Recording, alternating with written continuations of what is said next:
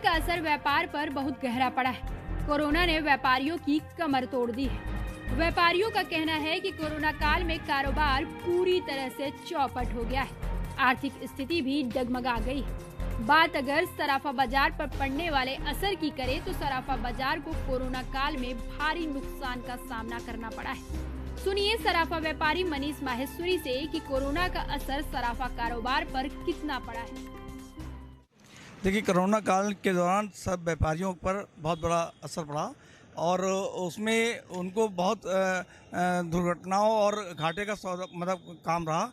लेकिन कोरोना काल खाली हिंदुस्तान में नहीं, पूरे विश्व में व्याप्त था और हिंदुस्तान ने बहुत डट के लड़ा इसका और धीरे धीरे गाड़ी पटरी पे आने लगी।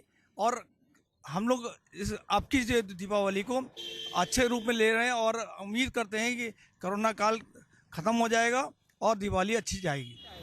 देखिए, कोरोना मतलब जो ऑनलाइन व्यापार है वो हम लोग को डिस्टर्ब कर रहा है, लेकिन व्यापारी डट के मुकाबला कर रहा है, लड़ रहा है।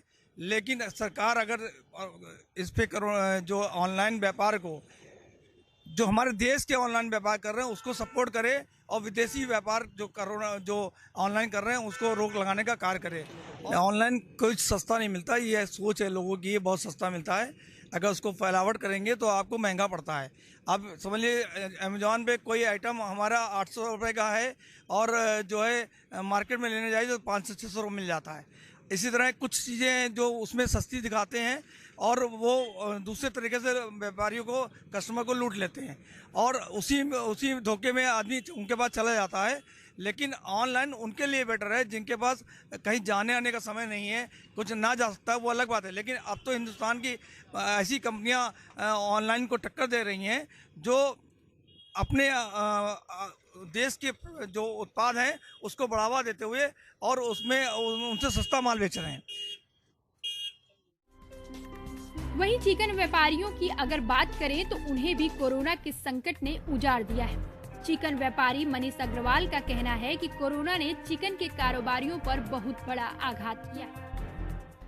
ऑनलाइन को लेकर के काफ़ी बिजनेस में फ़र्क पड़ गया है, क्योंकि हम लोग दुकानों में बैठते थे, दुकानें बंद रहती थी। ऑनलाइन सब काम घरों से हो जाता है और दिवाली को देखते हुए कस्टमर डरा हुआ है, मन में शंका है कि कहीं थर्ड वेव ना आ जाए और इसीलिए लोग घरों से अभी निकलना नहीं चाह रहे हैं और अपनी मनी को काफ़ी सेफ करना चाह रहे हैं कि अभी मन में कहीं ना कहीं शंका है कि कहीं कोई प्रॉब्लम आ जाएगी, कुछ हो जाएगी तो हम लोग कैसे दोबारा सर्वाइव करेंगे। बहुत बड़ा फ़र्क पड़ा है कोरोना का चिकन के व्यापार पे, क्योंकि हम लोग का सारा काम पूरे इंडिया भर में घूम घूम के था। लोग जाते थे, लोग माल लेने आते थे, हम लोग सेल करने जाते थे। इस समय कहीं कुछ भी नहीं हो रहा है, थोड़ा बहुत बस यहीं घर में बैठ के जो हो जाए बस। हर आदमी डरा हुआ है, कोई आना नहीं चाह रहा है, हम लोग कहीं जा नहीं पा रहे हैं, तो इससे बहुत बड़ा असर तो पड़ ही रहा है।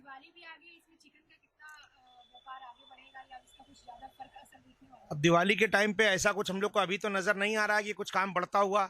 बाकी लोगों के मन से दिवाली कम से कम 15 दिन और गुजर जाए तब कुछ हो सकता है कि क्या होगा। आप शॉप में खड़ी हैं, देखिए एक भी आदमी नहीं है किसी भी प्रकार का, बस बैठे हैं, टाइम पास कर रहे हैं क्योंकि करना ही है। सभी कर्मचारी भी इसीलिए काफ़ी परेशान हैं। हाथ के हमारे कारीगर भी बहुत परेशान चल रहे हैं इस चक्कर में, उनको पेमेंटों में करने में दिक्कतें आ रही हैं, जैसे तैसे गाड़ी चल रही है बस। नहीं सर, पेट्रोल डीजल तो बहुत थोड़ा थोड़ा फ़र्क आ रहा है, मगर अभी सुनने में हम लोग को जो नई चीज़ आ रही है कि कपड़ा 5% से 12% होने जा रहा है। अगर उस टाइप से ये हो गया तो फिर हम लोग को सर्वाइव कर पाना बहुत मुश्किल होगा। अभी 5% ही हम लोग सर्वाइव नहीं कर पा रहे हैं, क्योंकि हम लोग हाथ के कारीगर थे, हाथ का काम बनाते थे। हम लोग ने कभी इस टाइप का टैक्स दिया ही नहीं था, तो अब ये पहली बार हमें ऊपर इतना बड़ा टैक्स पड़ा है। और अगर ये 12% हो गया तो आप ये मान लीजिए कि चिकन का बिजनेस तो ना के बराबर हो जाएगा, कपड़े का कारोबार करना बड़ा मुश्किल हो जाएगा हम लोग के लिए। बस अगर कर पाएंगे तो कर जाएंगे, नहीं तो दुकान में कुछ और ऑप्शन सोचेंगे। सरकार से इस चीज़ में मदद हम लोग चाहते हैं कि हम लोग को किसी भी तरीके से 12% में ना लाया जाए और चिकन को उस प्रकार से रखा जाए जैसे चिकन खादी में था। एक कोड दिया गया खादी वालों को, चिकन उसी पैटर्न का, हाथ का काम है, कहीं इसमें मशीन की कोई भी चीज़ नहीं है। तो कम से कम कारीगर से लाखों आदमी जुड़ा है लखनऊ का, तो उसको इस चीज़ को समझना चाहिए कि 12% तो हम लोग सर्वाइव नहीं कर पाएंगे। चिकन व्यापारी भी खादी के पैरेलल में कोड की मांग कर रहे हैं? जी कर रहे हैं। अभी हमारे वित्त मंत्री जी दिल्ली से आई थी, उनसे हमारी बात हुई प्रॉपर वे में। उन्होंने हम लोग को थोड़ा आश्वासन भी दिया कि देखते हैं क्या हो सकता है आप लोगों के लिए। आगे कहा कि भले ही कोरोना का असर कम हो गया हो, लेकिन ग्राहकों में कोरोना की तीसरी लहर को लेकर अभी भी डर बरकरार है। बाजार पूरी तरह दिवाली की रंगत में रंगने लगा है। घरों को सजाने के लिए झालर, candle, laser light, LED light आदि जगमगाने लगे। लेकिन कोरोना के असर से लाइट से जुड़े व्यापारी भी अछूते नहीं रहे। जनता टीवी के लिए लखनऊ से रिपोर्ट।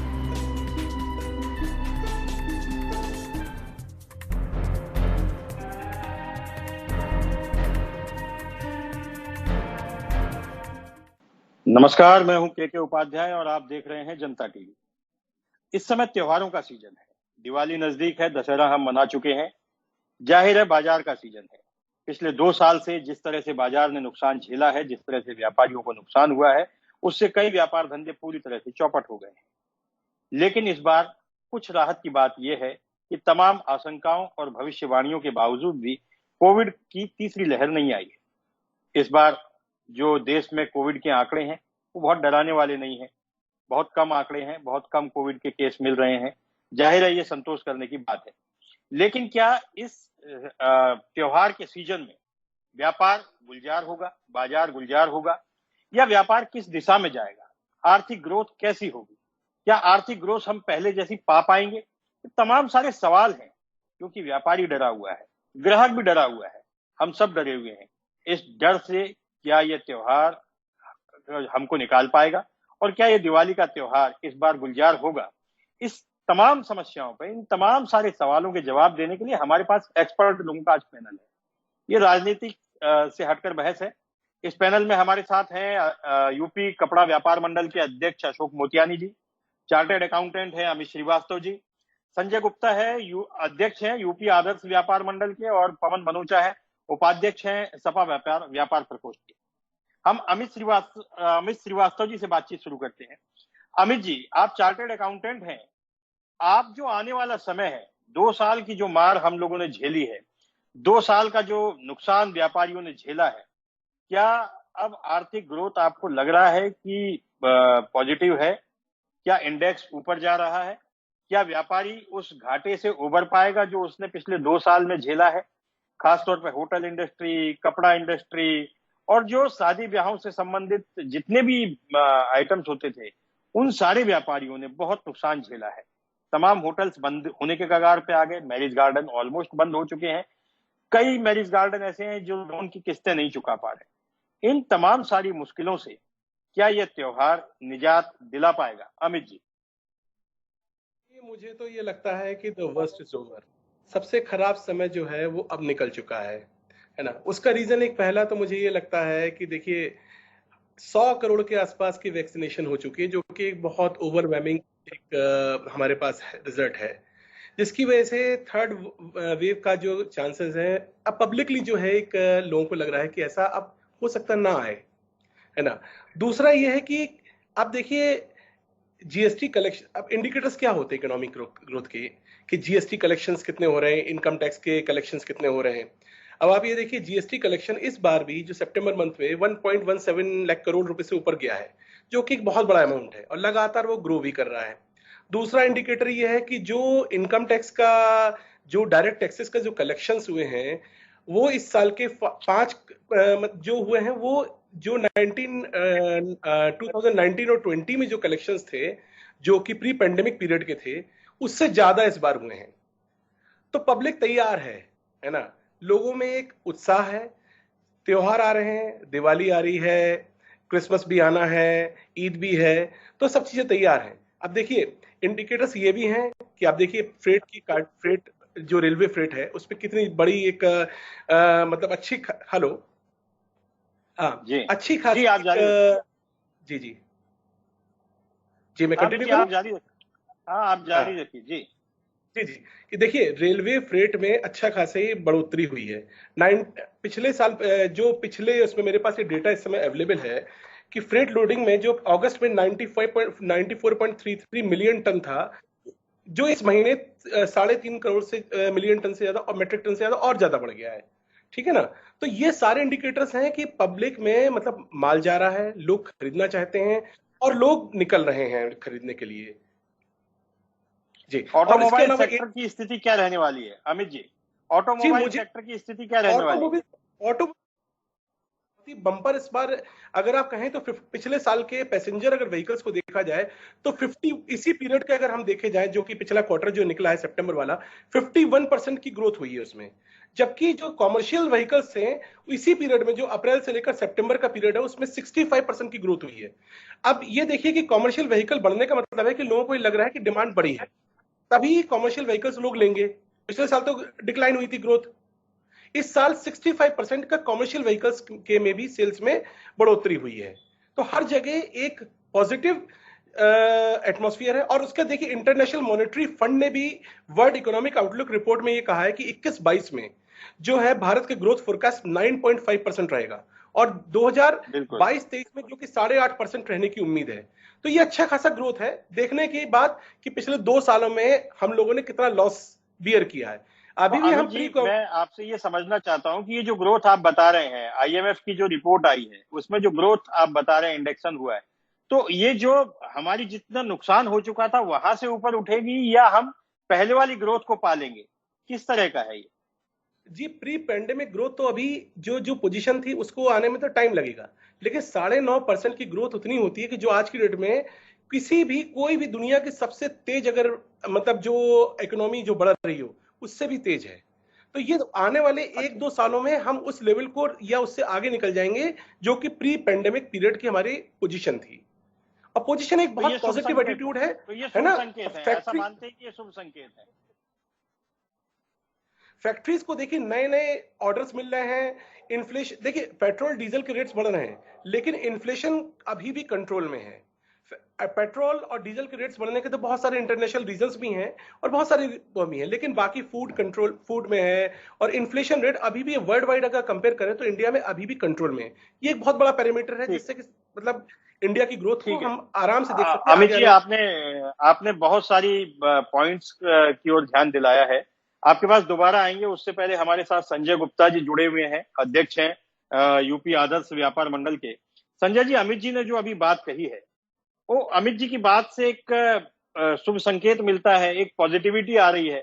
ये लग रहा है कि आर्थिक ग्रोथ जो है वो बढ़ने जा रही है, तो इसका फायदा व्यापारियों को होगा। आप इसे किस रूप में देखते हैं संजय जी? देखिए, इसको 2 तरीके से देखा जा सकता है। सबसे पहले तो निश्चित रूप से जीएसटी का कलेक्शन बढ़ा है। जीएसटी का कलेक्शन बढ़ने का मतलब ये नहीं कि व्यापारियों की ग्रोथ हुई है, क्योंकि इस समय विदेशी ई कॉमर्स कंपनियों के प्लेटफॉर्म बहुत ज़्यादा तेजी से एक्टिव हैं पूरे देश में और विशेष रूप से उत्तर प्रदेश में। तो ऐसी स्थिति में सरकार का जीएसटी तो बढ़ा है, लेकिन यदि आप कहें कि व्यापारियों की ग्रोथ हुई है, व्यापारियों का व्यापार बहुत बढ़िया हो रहा है, तो उसमें कहीं ना कहीं संदेह है, ऐसा नहीं है। ऑटोमोबाइल सेक्टर एक ऐसा सेक्टर है जिसमें फाइनेंस बहुत अच्छी मात्रा में अवेलेबल रहता है, साथ ही साथ ट्रांसपोर्ट का बिजनेस बढ़ा है, चाहे वो 2 व्हीलर का हो चाहे 4 व्हीलर का हो। उस वजह से ऑटोमोबाइल सेक्टर में निश्चित रूप से बूम आया है और इस धनतेरस में आप देखेंगे और ज़्यादा वो बूम करेगा। लेकिन व्यापारियों का व्यापार नहीं बढ़ा है, व्यापारियों के सामने समस्याएं आई हैं, क्योंकि हमारा मैक्सिमम व्यापार जो है वो इस समय ई कॉमर्स पर चला गया है। और विदेशी ई कॉमर्स अमेजॉन और फ्लिपकार्ट, ये 2 कंपनियां ऐसी हैं जो पूरे देश के व्यापारियों का व्यापार लगभग 75-80% व्यापार ये लोग खुद ले गए हैं। तो ऐसी स्थिति में देश के व्यापारियों का व्यापार प्रभावित है। जीएसटी बढ़ने के बावजूद, कस्टमर में उत्साह होने के बावजूद व्यापारियों के व्यापार में बहुत ज्यादा, जो ट्रेडिशनल व्यापारी हैं उनके व्यापार में बहुत ज्यादा तरक्की नहीं है, उनके व्यापार में। तो संजय जी, क्या इसको हम इस तरह से समझें कि जो आप बात कह रहे हैं कि ई कॉमर्स की तरफ सारा व्यापार शिफ्ट होता जा रहा है, तो जो हमारे व्यापारी जो वर्षों से दुकान चला रहे हैं, परंपरागत जिनकी दुकानें हैं, होटल्स हैं, वो सब जो अपना काम कर रहे हैं, उनको नुकसान होने की आशंकाएं बढ़ गई हैं? उनका व्यापार बहुत बुरी तरह से प्रभावित है। अगर आप होटल इंडस्ट्री को भी लेंगे तो तमाम ऐसी ऑनलाइन कंपनियां आ गई जो होटल की भी बुकिंग कर रहे हैं। इन्वेस्टमेंट होटल वालों का है, लेकिन उसका फायदा भी ई कॉमर्स कंपनियों को मिल रहा है, मैक्सिमम फायदा वही लोग ले जा रहे हैं। इसी तरीके से आप किसी भी सेक्टर में देखेंगे, आप इसमें मोबाइल सेक्टर में आप देखेंगे, इलेक्ट्रॉनिक्स में देखेंगे, तो मैक्सिमम चीज़ों में सारा बिजनेस जो है वो ऑनलाइन ही चला गया है। केवल ज्वेलरी एक ऐसा सेक्शन है जिसमें ऑनलाइन ज्यादा प्रभाव नहीं डाल पाया है, लेकिन बाकी सभी सेक्शन में ऑनलाइन ट्रेड बहुत ज्यादा बुरी तरह व्यापारियों को, जो ट्रेडिशनल व्यापारी है, उनके व्यापार को चौपट कर रहा है। ठीक है, हमारे साथ व्यापारी हैं, अशोक मोतियानी जी भी हैं, अध्यक्ष हैं यूपी कपड़ा व्यापार मंडल के। मुझे लगता है मोतियानी जी, पिछले 2 साल में कपड़ा उद्योग और कपड़ा व्यापार सबसे ज्यादा प्रभावित हुआ है, क्योंकि लोग घरों से निकले नहीं, तो उन्होंने कपड़े की खरीदारी भी नहीं हुई। शादी ब्याहों के मौके पर कपड़े की खरीदारी होती है, लेकिन शादी ब्याहों के लिए जो सरकार ने लिमिटेड लोगों की जो बाध्यता लगा दी थी, उसकी वजह से जो उत्साह होता था, जो फंक्शन होते थे, जो गौरव होता था वैवाहिक और मांगलिक कार्यों का, तो उससे मुझे ऐसा महसूस होता है कि कपड़ा व्यापार काफी प्रभावित हुआ होगा। आप अब जो पिछले हम देख रहे हैं कि पिछले मई जून के बाद से जिस प्रकार से कोविड अंकुश हुआ है, जिस प्रकार से कोरोना को अंकुश में है, इस समय कोरोना पैंडेमिक उस तरीके से नहीं है, तो क्या अब जो ये आने वाला जो समय है, ये जो त्योहार का समय है, और अब त्योहार के ठीक बाद में मांगलिक सीजन शुरू हो जाएगा, विवाह एवं कार्यक्रम शुरू हो जाएंगे सारे, तो आपको लगता है कि कपड़ा का जो व्यापार है वो अब पहले वाली गति पकड़ सकता है, या जैसा अभी संजय जी कह रहे थे कि ई कॉमर्स की तरफ सारा व्यापार शिफ्ट होता जा रहा है, तो क्या उससे आपका जो व्यापार है वो भी प्रभावित हुआ है? नमस्कार। बिल्कुल उचित है कि कोरोना काल में व्यापारियों ने बहुत लंबा घाटा उठाया। पिछले 2 साल से कारोबार बहुत ही चौपट हो गया, क्योंकि कपड़ा एक ऐसी चीज है जो आदमी अगर घूमने जाएगा तो कपड़ा लेगा, अगर वो किसी पार्टी फंक्शन में जाएगा तो कपड़ा लेगा, अगर वो किसी भी कार्यक्रम में जाएगा, चाहे वो मीटिंग में जाए, बैठक में जाए, किसी से मिलने जाए, घूमने जाए, वो कपड़ा जरूर पहनेगा। कपड़े की प्रायोरिटी फर्स्ट नंबर पर थी, लेकिन कोरोना काल लगते ही कपड़े की प्रायोरिटी सबसे आखिरी में चली गई। लोगों ने 2 साल तक घरों पे जो अपने लोअर है, टी शर्ट है, वो पहन के काम चलाया, तो लोगों की आदत में भी आ गया कि हम कम कपड़े में अपना काम चला सकते हैं। इसका भी एक बहुत बड़ा इफेक्ट हुआ। लेकिन अब सवाल इस चीज का है कि जैसे जैसे कोरोना काल में समस्या आई है, वैसे वैसे कोरोना के खत्म होने के बाद अब लोगों में जोश है, क्योंकि जो लोग शादियां नहीं कर पाए थे, 25 आदमियों के बीच, 50 आदमियों के बीच डर था, शादियां नहीं हो पा रही थी, और लोग घबराए हुए थे कि भाई ज्यादा लोग होंगे नहीं तो कपड़ा हम पहन के किसको दिखाएंगे। अब वो चीजें थोड़ी सी कम हो गई हैं। इस वक्त बाजार अच्छा चल रहा है, जोश है, और कहीं न कहीं पर हर आदमी ये चाह रहा है कि भाई हम शादी में अपने रिश्तेदार, नातेदार सबको बुलाएं, अच्छे से कपड़ा पहने, अच्छे से शादी करें। लेकिन अभी भी लिमिटेशन है कि भाई आप जो है अगर ग्राउंड में शादी करते हैं तो 50% है, अगर आप होटल के हॉल में शादी करते हैं तो 100 लोगों का ही अभी परमिशन मिली है। तो परमिशन थोड़ी सी और बढ़नी चाहिए, क्योंकि अब लोगों को ये लगता है कि अब कोविड कम हुआ है तो हम खुले मन से अच्छे कपड़े भी पहने, अच्छी तरह शादी भी करें और अच्छी तरह फंक्शन भी करें, तो लोगों का मन थोड़ा सा बदल रहा है। लेकिन ये निश्चित रूप से ई कॉमर्स के ठीक है मोतियानी जी, जी आप अपनी बात कंप्लीट करें। ई कॉमर्स से आपको कुछ कहना चाह रहे थे ई कॉमर्स को लेकर के? देखिए, सभी ट्रेड को परेशानी आई है, इलेक्ट्रॉनिक को भी परेशानी आई है और तमाम चीजों को परेशानी आई है। तो ई कॉमर्स से व्यापारी परेशान तो है, लगातार मांग भी कर रहा है, क्योंकि ई कॉमर्स उनके खर्चे नहीं है और वो ज्यादा बड़ा डिस्काउंट दे करके माल को बेचते हैं, मार्केट को खराब करते हैं। उनकी पॉलिसी अंग्रेजों वाली है कि पहले घाटा हो जाए तो कर लो, छोटे व्यापारी खत्म कर दो। तो ये मार्केट में देखिए पहले और अब में फर्क आ गया है, क्योंकि हमारे बाजार में भी प्रॉफिट, लोगों ने कम प्रॉफिट में बिजनेस शुरू कर दिया है। कपड़े में सिर्फ ई कॉमर्स में ये दिक्कत है कि लोग कपड़े ज्यादा नहीं खरीद पाते हैं, क्योंकि उनको पसंद की, चॉइस की और नाप की चीज नहीं मिल पाती है। इसलिए हमारे व्यापार में 10 से 15% का फर्क है, ज्यादा फर्क नहीं है। ठीक है मोतियानी जी। हमारे साथ पवन मनोचा जी भी हैं, उपाध्यक्ष हैं सपा व्यापार प्रकोष्ठ के। पवन मनोचा जी, ये पिछले 2 साल के कार्यकाल को, या पिछले 2 साल का जो पैंडेमिक है और उसके बाद अब एक थोड़ी सी राहत भरी जो खबरें हैं, उनको आप किस रूप में देखते हैं व्यापारियों के नजरिए से? पवन जी। देखिए, जिस तरीके से आपने देखा होगा कि मैं इलेक्ट्रॉनिक कारोबारी हूँ, जिस तरीके से हॉस्पिटैलिटी, चारबाग नाका आप देखते होंगे, होटल्स हैं, इलेक्ट्रॉनिक बाजार नाका एक बहुत बड़ा बाजार है। जिस तरीके से नाके पे जब आप जाते होंगे तो आप भी सोचते होंगे कि यार मैं नाका जा रहा हूँ, जहाँ मैं फंसूंगा, लेकिन मुझे पता है कि आप आज की तारीख में जाएंगे तो आप निकल जाएंगे आराम से, क्योंकि बहुत बुरी तरीके से हमारे ट्रेड को गिरावट आई है। उसका सबसे बड़ा कारण ई कॉमर्स है और लगातार ई कॉमर्स को सरकार द्वारा बढ़ावा देना। जैसे आप देखिए कोरोना काल में, पिछले लॉकडाउन में, लास्ट लॉकडाउन में जब कैट ने और सारी संस्थाओं ने और हमारे लखनऊ व्यापार मंडल ने सबने मिलकर, आपने सबने मिलकर जब मांग उठाई तो उस मांग पे एक बार रोक तो लगी जब बहुत ट्वीट हुए, लेकिन फिर उसके बाद सेकेंड लॉकडाउन में फिर से इसको खोल दिया गया पूरी तरीके से। तो देखिए ई कॉमर्स ने हमको कहीं ना कहीं चौपट किया है और सबसे बड़ा इसने डेंट मारा है इलेक्ट्रॉनिक ट्रेड को। कोरोना काल ने हॉस्पिटैलिटी को बिल्कुल खत्म कर चुका है। मैं अभी सम्मेलन में पूरा, आदरणीय उपाध्याय जी, पूरा प्रदेश घूमा मैंने और पूरे प्रदेश मैंने घूम के व्यापारियों की नफ्स को टटोलने का काम किया। मैं आपको बताऊं, व्यापारी कहीं ना कहीं लगातार परेशान है और पीड़ित है। और देखिए बहुत बड़ी है, पेट्रोल डीजल से अगर अभी अमित जी ने, आदरणीय सीए साहब ने कहा था कि फर्क पड़ेगा, लेकिन कम पड़ेगा, लेकिन मैं कहना चाहता हूं पेट्रोल डीजल से सबसे ज्यादा फर्क हम लोग को पड़ता है। आपके 2 रुपए अगर सरकार बढ़ाती है तो ये माल भाड़ा 5 रुपए बढ़ जाता है हमारा, और जब हमारा माल भाड़ा बढ़ जाता है और सब कुछ हमारा इंफ्रास्ट्रक्चर जो हम लोग चीजें कर रहे हैं, बिजली बिल और तमाम चीजें दे रहे हैं, स्टाफ का खर्चा है, और जब हम इसको डेवलप कर रहे हो तो हमको कोई रियायत नहीं मिली कोरोना में, किसी सरकार ने और किसी ने हमको रियायत नहीं दी। ये प्लेटफॉर्म राजनीति का नहीं है, लेकिन मैं ये कहना चाहता हूं, लेकिन हमको रियायत मिलनी चाहिए थी। हमको आधी तनख्वाह देने के लिए कहा गया, हम लोग ने स्टाफ को पूरी तनख्वाह दी होगी, हो सकता है संजय भैया ने पूरी दी होगी, अशोक भाई के यहाँ ज्यादा स्टाफ है, इन्होंने पूरी दी होगी, लेकिन हमको ये चीज आज तक समझ में नहीं आ रही है कि क्यों आखिर ई कॉमर्स को बढ़ावा दिया जा रहा है।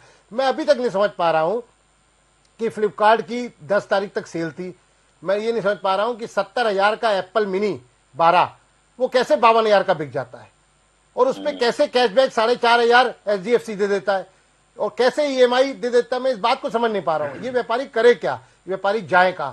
हम ई कॉमर्स से बिल्कुल चोटिल हो चुके हैं। ये बात ठीक है कि कपड़ा कारोबार में रेडीमेड जरूर चौपट होगा, रेडीमेड को जरूर डेंट लगा होगा, लेकिन आपके काम को कम लगा होगा, क्योंकि आदमी आता है, अपना कपड़ा देखता है, मीटर नापता, चीजें, उन काम को जरूर लगा होगा, लेकिन हमारे काम को सबसे ज्यादा डेंट लगने का काम हुआ है और सबसे ज्यादा पीड़ित को हम ही आज की तारीख में देख रहे हैं। क्योंकि आप एलईडी टीवी को देख लो, एलईडी टीवी बिकना बिल्कुल बंद हो गया है, आपके सामने एलईडी टीवी लगा हुआ है, और आप कोई दूसरे स्टॉक उठा लो, मोबाइल को देख लो, आप भी अगर कोई चीज लेने जाते हो तो एक बार जरूर गूगल में झाल के देख लेते होगे। और मैं आपको क्या कहूं, मैं अपने आप को भी देखता हूं, मैं अपने बच्चों को भी देख रहा हूं, क्योंकि कोरोना में कहीं ना कहीं ऑनलाइन को बढ़ावा मिला है, ऑटोमेटिक ऑनलाइन को बढ़ावा मिला है। अब बच्चे रात को 2 बजे नीचे दूसरे कमरे में सो रहे होते हैं, सर ऑनलाइन मंगा लेते हैं सामान। तो हम लोग के ट्रेंड उसको कहीं ना कहीं सरकार से, आपके चैनल के माध्यम से मांगे कि शायद आज इस बात को सरकार समझे कि हम लोग कहीं खंडर में तब्दील ना हो जाए, इसलिए कहीं ना कहीं ई कॉमर्स पे एक ब्रेक लगाए, एक चेन को रोकने का काम करे कि जिससे खुदरा व्यापारी, जो छोटा व्यापारी है, वो काम कर सके। ठीक है अमित जी, ये बड़ी समस्या, जैसे तीनों लोगों से बात हुई, लगभग कॉमन एक ये निकल के आया है कि ई कॉमर्स ने काफी डेंट कर रहा है व्यापार को। तो लेकिन आने वाला समय, जिस तरह से सरकार भी कह रही है और हम सब जिस तरह से डिजिटलाइजेशन की ओर बढ़ रहे हैं, उसमें ई कॉमर्स पे अंकुश लगाया जाना क्या सही है? और अगर ई कॉमर्स से डेंट लग रहा है तो इन छोटे व्यापारियों के लिए विकल्प क्या हो सकता है? एक चार्टर्ड अकाउंटेंट होने के नाते आपकी स्टडी कुछ अलग होती है इन विषयों को लेकर के, क्योंकि ई कॉमर्स कोई एक स्टेट का विषय नहीं है, ये केंद्र का विषय है और इंटरनेशनल विषय है, इसमें बहुत सारे समझौते जुड़े होते हैं। तो लेकिन ये समस्या तो विकराल है। सभी व्यापारियों से अगर बात करते हैं, ये तो हमारे पैनल पे है, लेकिन इसके अलावा भी जैसे मेरे जितने भी परिचित व्यापारी हैं वो ई कॉमर्स से डेंट हो रहे हैं। इसका समाधान क्या है, और अगर ये समस्या है तो इसके रास्ते कहाँ खुलेंगे जाकर के? अमित जी। जी देखिए, ई कॉमर्स तो ऐसा एक सच्चाई है जो कहीं जाने वाली नहीं है। टाइम के साथ साथ हमेशा आगे बढ़ते रहना पड़ता है ना। डिजिटाइजेशन और ई कॉमर्स पूरे वर्ल्ड वाइड है, जनरली सब जगहों पर, और इसको अब फेस कर नहीं करना है। अब इसका तरीका यही हो सकता है कि ज्यादा से ज्यादा लोगों को ई कॉमर्स वेबसाइट के थ्रू गवर्नमेंट ये कोशिश करे कि उनको एनरोल करा दिया जाए, कि उनके प्रोडक्ट्स भी ई कॉमर्स के थ्रू सेल होने लगे। हालांकि उसमें प्रॉफिट मार्जिन काफी कम हो जाएगा, लेकिन कॉस्ट ऑफ ऑपरेशंस भी कम हो जाएगा। मेरे कई क्लाइंट्स हैं जो कि या बॉम्बे में, जो कि खाली ई कॉमर्स के थ्रू करता है और टर्नओवर उनका बहुत ज्यादा है, क्योंकि वो लोग आते हैं, पिक करते हैं, मिंत्रा वाले या कोई भी हो जिस तरह के, और लेके चले जाते हैं, है ना। तो ये एक प्रोबेबिलिटी हो सकती है, क्योंकि अब इसको देखिए, ये सोचना कि ई कॉमर्स कहीं चला जाएगा तो पॉसिबिलिटी नहीं है। इसको फेस संभव ही करना नहीं। पड़ेगा, इसके साथ ही साथ आगे बढ़ना पड़ेगा। और इसके लिए बस सबसे बड़ी चीज है कि छोटे छोटे व्यापारियों को, जैसे कि कॉर्नर में एक दुकान वाला है, कुछ है, उनको किसी तरह से भी उस ई कॉमर्स वेबसाइट के थ्रू या किसी के थ्रू उनको एनरोल कराया जाए, कि उनको एक तरह से लेकिन पवन जी एक सवाल ये भी है, जैसा अभी पवन मनोचा जी कह रहे थे, अभी फ्लिपकार्ट की सेल का मैंने भी काफी सुना, वो उन्होंने 1-1 लाख का सामान 40,000 में बेचा है, मोबाइल का उन्होंने बताया 52,000 में बेचा है। ये कैसे कर पाते हैं?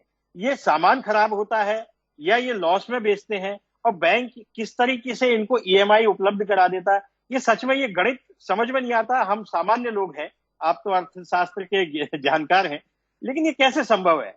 और पवन मनोचा जी चाहकर भी उस मोबाइल को 52,000 में अपनी दुकान से बेच नहीं सकते, क्योंकि इनको वो 52,000 में मिला ही नहीं होगा। अच्छा, आप लोगों ने कितने लोग होंगे जो कि ऑनलाइन ऑर्डर करते होंगे, तो जो चीज आती होगी वो बहुत सारी चीजें डिफेक्टेड होती होंगी, है ना? बहुत सारे लोग जैसे मेरे जैसे लोग हैं, आज भी जाते हैं दुकान में, जाके खरीदते हैं सामने जाके कि यार ठीक है 52,000 की जगह 72,000 रुपए का सामान मिल जाएगा, कम से कम सही तो मिलेगा, और दुकानदार सामने खड़े होकर हम बता भी सकते हैं तुमने गलत चीज दे दी है या आपने गलत चीज दे दी है। विश्वास भी होता है भाई, कोई मोबाइल में खराबी हो जाती है, हम एप्पल को नहीं जानते, हमने अगर पवन जी की दुकान से सामान खरीदा, हम पवन जी को पकड़ देंगे, भैया आपने एक मोबाइल खराब पकड़ा दिया, लेकिन उसमें किसको पकड़े? कोई फोन उठाने वाला भी नहीं है। जी जी, लेकिन ये जो 52,000 का सामान जो बिक रहा है, उसके अंदर कुछ ना कुछ जरूर, जो सेल लगी थी जो आप बता रहे हैं, उसके अंदर जरूर कोई ना कोई कॉम्प्रोमाइजेस होंगे। इवन जो रीसेल वाले आइटम्स होते हैं उनको भी बहुत सारे, क्योंकि डायरेक्टली तो अमेजोन देखता नहीं है उस चीज को। जी जी बिल्कुल। हम संजय जी कुछ कहना चाह रहे हैं। संजय जी। उपाध्याय जी, आपको पवन जी जानकारी आपसे ना हो, मैं दोनों से बात करता हूँ। संजय जी पहले लखनऊ कुछ बोले, नहीं, फिर पवन जी। मैं दावे के साथ कह रहा हूँ। हाँ जी देखिए, क्या? जिसमें पवन जी इसमें कुछ ये है कि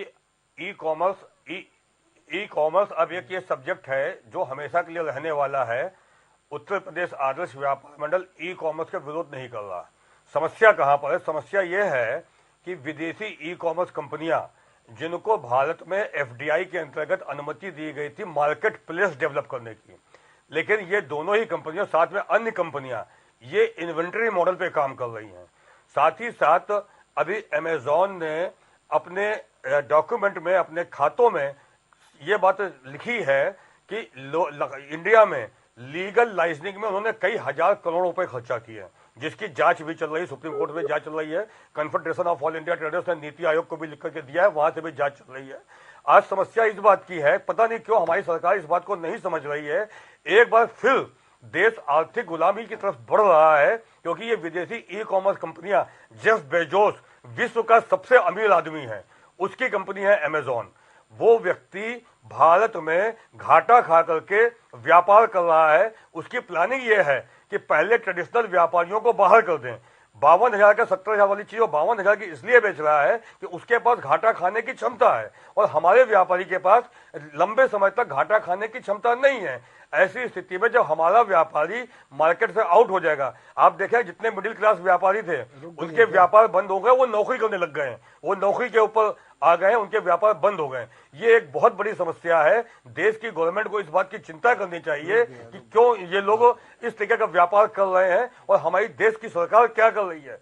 जिस भाजपा की सरकार ने एफडीआई का विरोध किया था, उसी ने 51% का हम एफडीआई की अनुमति दी हुई है। ये बहुत बड़ी चिंता का विषय है। ई कॉमर्स अब निश्चित रूप से आगे चलने वाला है, लेकिन एक ऐसा प्लेटफॉर्म भारत के व्यापारियों को, भारत के उद्योग को, सरकार को मदद करनी चाहिए, जिसके माध्यम से भारत का अपना विदेशी ई कॉमर्स प्लेटफॉर्म तैयार हो और वो पूरे देश में व्यापार करे।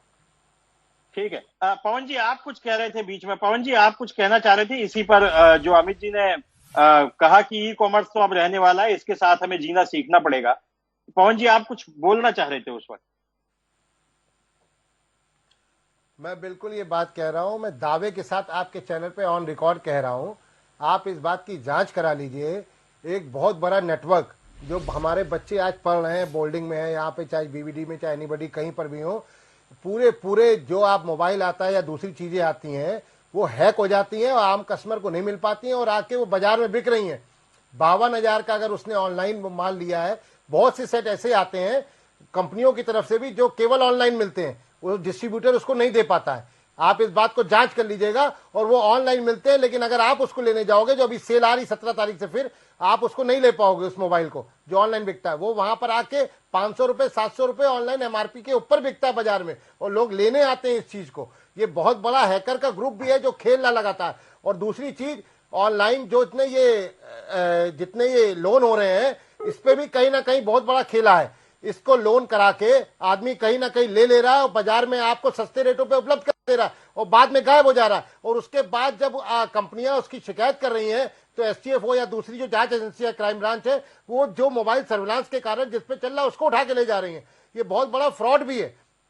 इसको कहीं ना कहीं सरकार को इस पर नकेल कसनी पड़ेगी। इसमें सरकार चुप नहीं बैठ सकती, क्योंकि ये फ्रॉड हो रहा है और लगातार हो रहा है। हाँ, मैं ये कह रहा था मोतियानी जी, ये जो ई कॉमर्स है, इसके अलावा जैसे कपड़े पर आपका एक विषय आया था, कपड़े पर टैक्स को लेकर के था कि केमिकल्स का, इन सब का चीजों का प्राइस बढ़ गया है। इस संबंध में आप वित्त मंत्री सुरेश खन्ना जी से भी मिले थे, तो उसके बाद कोई समाधान की बात उस पर हुई है? अभी हाल ही में जीएसटी की एक बैठक लखनऊ में हुई थी। उसमें उन्होंने 7% जीएसटी बढ़ाने का एक प्रस्ताव रखा गया था। तो उसमें ये तय हो रहा था कि भाई नए साल तक जो है जीएसटी को 7% बढ़ा के 12% पे लाया जाएगा। ऐसा समाचार पत्रों में हम लोगों ने पढ़ा था। अब सवाल इस चीज का है कि पिछले 2-3 सालों से कारोबार तो बहुत हालत खराब है। इधर लगभग 2 महीने पहले यार्न का रेट बढ़ गया, कपड़े से जुड़ा हुआ केमिकल का रेट बढ़ गया, तो उसकी वजह से मार्केट वैसे ही तेज हो गई है। 15% की तेजी पहले से ही आ गई है। अब ऐसे में जो प्रस्तावित जीएसटी है, अगर इसको बढ़ा देते हैं, 7% को बढ़ा के 12% कर देते हैं, तो कपड़ा लगभग 25% से ज्यादा महंगा हो जाएगा। तो ये समय उचित नहीं है, इस वक्त रेट बढ़ाना उचित नहीं है। इस विषय में हम लोग माननीय राजनाथ जी से दिल्ली में मिलने गए थे। यहाँ पर डॉक्टर दिनेश शर्मा जी उप मुख्यमंत्री से मुलाकात की थी। हमारे जो वित्त मंत्री हैं आदरणीय सुरेश खन्ना जी से मुलाकात हुई थी। हमने अपनी पीड़ा और समस्या उनको गंभीरता से बताई। उनका भी ये मानना है कि क्योंकि मैन्युफैक्चर काफी समय से लगे हुए थे कि भाई उनको जो है 12% जो है वो यार्न में बढ़ते हैं और कपड़े में उनको 5% वापस मिलते हैं। तो काफी लंबे समय से वो लोग लगे हुए थे कि अगर हम यार्न पे 12% दे रहे हैं तो हमको 5% का रिटर्न आ रहा है। लेकिन हमने उनको बताया कि भाई वो मैन्युफैक्चर जो है बहुत कम है, 5% है, और हमारा रिटेलर जो है 95% है। तो उनको तकलीफ आएगी। यहाँ तो यार्न पर ये जो 12% है उसको 5% कर दें, उनको भी राहत मिल जाएगी और कपड़े पर भी रेट रिजनेबल हो जाएंगे। तो इस सबको लेकर के हम लोगों की चर्चा हुई है और उन्होंने आश्वासन भी दिया है कि इस पर हम कार्य करेंगे। हमने ज्ञापन वगैरह सबको दे दिए और समस्या बता दी है। समस्या तो है कपड़े। बहुत सरल सा सवाल है संजय गुप्ता जी। जीएसटी को लेकर के जब जीएसटी लागू की जा रही थी, बहुत सारे आशंकाएं थी, बहुत सारे सवाल उठ रहे थे कि जीएसटी सफल नहीं होगा।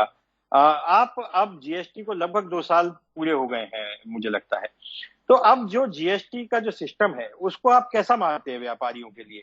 क्या व्यापारियों के लिए नुकसानदायक है, या व्यापारियों के लिए नहीं तो फिर क्या ग्राहकों के लिए नुकसानदायक है, या फिर जीएसटी का जो जीएसटी है वो सही ढंग से लागू हुई है और उसका लाभ व्यापारियों को मिल रहा है?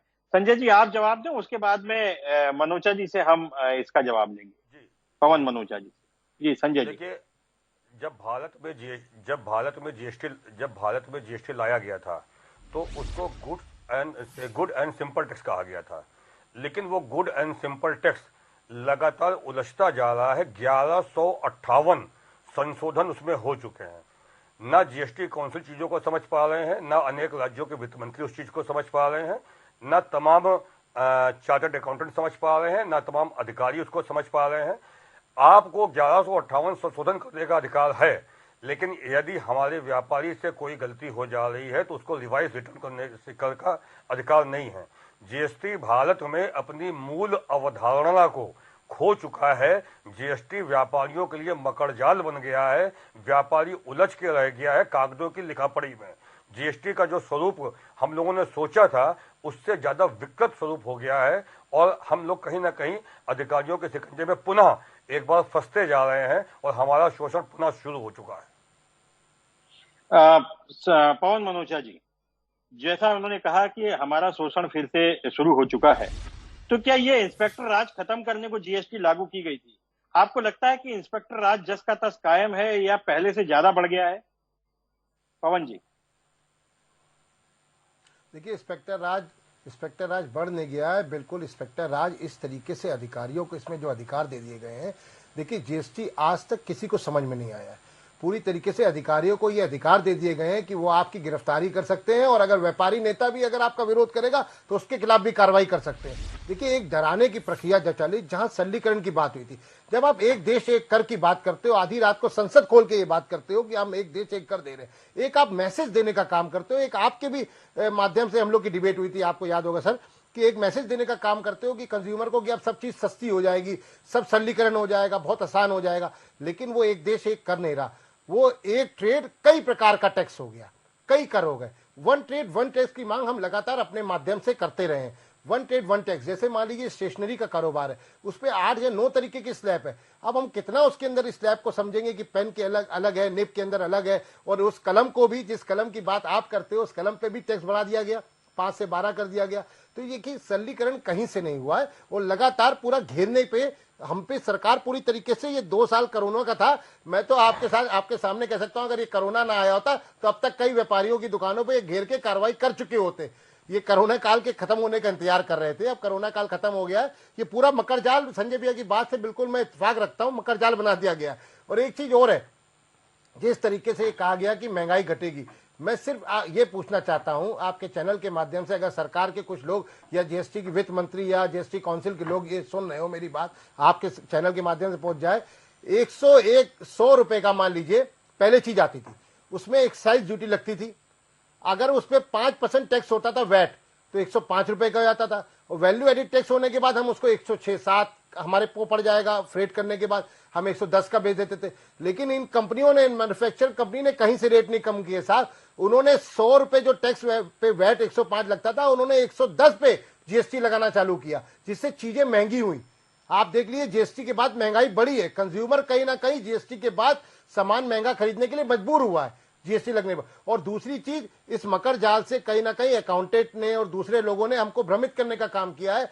कई ऐसे अकाउंटेंट होंगे, सीए साहब के पास ये नॉलेज में लगातार आता होगा कि उस समय जीएसटी के समय कई फर्में ऐसी खोल दी गई जिनके बाद अधिकारी उनको ढूंढते रहे, और इन अकाउंटेंट का और हमारे दुकानदार का समायोजन न होने की वजह से वो फर्में सस्पेंड हुई या उन पर पेनल्टी लगी, कार्रवाई हुई, उनको कहीं नहीं मिले, क्योंकि कई लोग सीए साहब के पास नहीं पहुंच पाए। सीए का नाम एक डर का था हमारे व्यापारी के लिए, इस पे अदरवाइज मत लीजिएगा। एक छोटा व्यापारी सीए से डरता था, सीए के पास जाना, सीए साहब के पास जाना। लेकिन अब उसको ये समझ में आ रहा है, क्योंकि नए नए अकाउंटेंट जो बैठते थे, उन्होंने कई फर्मों का एक साथ करा दिया और अपने मोबाइल नंबर वहां पर रजिस्टर करा दिए। उसके बाद उनकी लालाजी से बनी नहीं, और लालाजी से लेन देन ठीक नहीं हुआ, उसके बाद उनको झेलना पड़ा व्यापारियों को। ये बिल्कुल फैक्ट है, इससे व्यापारी कहीं ना कहीं परेशान हुआ है, और लगातार इन अधिकारियों ने उनको उसका शोषण करने का काम किया, और अधिकारियों को अधिकार भी नहीं दिए जीएसटी काउंसिल ने कि वो उत्तर प्रदेश का अधिकारी अगर डिप्टी कमिश्नर है खंड 7 का, तो मेरा भला नहीं कर सकता, अगर वो भला करना चाहे भी तब भी नहीं कर सकता, लेकिन मेरा शोषण कर सकता है।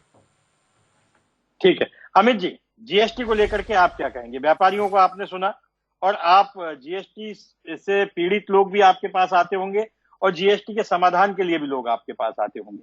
सच क्या है, जीएसटी से फायदा हुआ या नुकसान हुआ?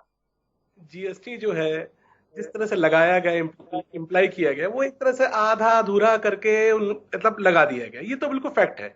उसके बाद उसको, जैसे कि पहले रिवर्स चार्ज मैकेनिज्म में जिस तरह से लेके आए थे, बहुत सारी चीजें उन्होंने वापस ली हैं, और बहुत सारी चीजें एड ऑन्स हो रही हैं। आज की डेट में भी आज जब कोई केस आता है, तो जब हम लोग असेसिंग ऑफिसर के पास जाते हैं, तो वो पूछता है कि सर ये आपके पास कहाँ से आया, तो हम बताते हैं कल कोर्ट का रूल है, या आपके यहाँ ये वाला मॉडिफिकेशन हो।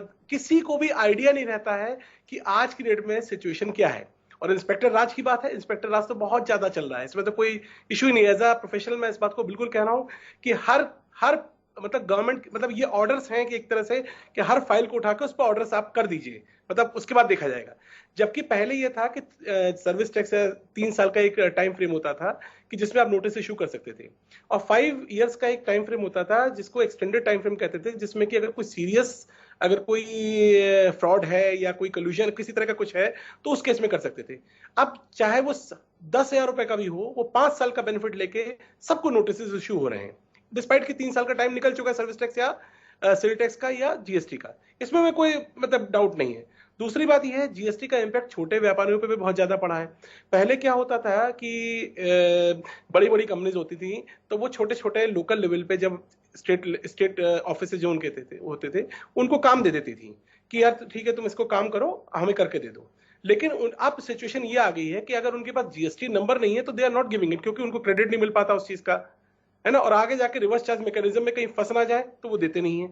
अब 20 लाख से ऊपर अगर किसी का होगा तभी उसका जीएसटी रजिस्ट्रेशन होगा।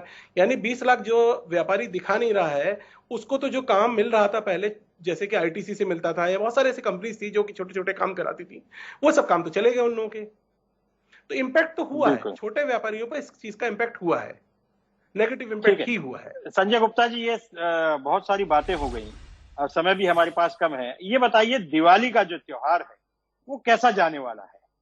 व्यापारियों में इसको लेकर के किस तरह का उत्साह है और व्यापारी क्या उम्मीद करने जा रहे हैं? मोतियानी जी, आपके पास भी आऊंगा। पहले संजय जी से मैंने सवाल किया है, संजय जी इसका जवाब दें। पहले की अपेक्षा निश्चित रूप से बाजार में कुछ तेजी आई है और इस त्योहार के सीजन में कहीं ना कहीं हर सेक्टर को कुछ ना कुछ लाभ मिलेगा। और हम लोग ये उम्मीद कर रहे हैं कि अब की धनतेरस दिवाली हम लोगों की अच्छी जाएगी। लेकिन यदि हम पिछले वर्षों की तुलना अगर करेंगे तो निराशा हाथ लगेगी, लेकिन यदि हम पिछले 2 सालों की तुलना करेंगे तो निश्चित रूप से कहीं ना कहीं चीजें आगे बढ़ेंगी और सकारात्मक ही सोचना चाहिए। हम लोग ये उम्मीद करते हैं, ईश्वर से ये प्रार्थना करते हैं कि इस धनतेरस को, इस लक्ष्मी जी के त्योहार को हम लोगों के घर में लक्ष्मी बरसेगी, ऐसी हम लोग उम्मीद करते हैं और भगवान से प्रार्थना करते हैं। लेकिन साथ ही साथ मोतियानी जी देखिए, अगर नवरात्रों से हम देखें तो नवरात्रों से पहले जो पितरपक्ष थे, पितरपक्ष से पहले भी लोगों ने खरीदारी शुरू कर दी थी और वो पितरपक्ष में भी शादी की खरीदारियां लोगों ने की। नवरात्रों से मार्केट बहुत ही अच्छा उठ चुका है, बाजार में बहुत तेजी है और कस्टमरों में बहुत जोश है। व्यापारियों ने भी पूरी तैयारी करके रखी हुई है और मार्केट में ग्राहक खूब है, ग्राहक खूब है। आप जितना चाहें कारोबार कर सकते हैं। पवन जी से हम एक नोट ले लेते हैं। पवन जी, आप किस नजरिए से देखते हैं कि ये त्योहार किस तरह से जाने वाला है?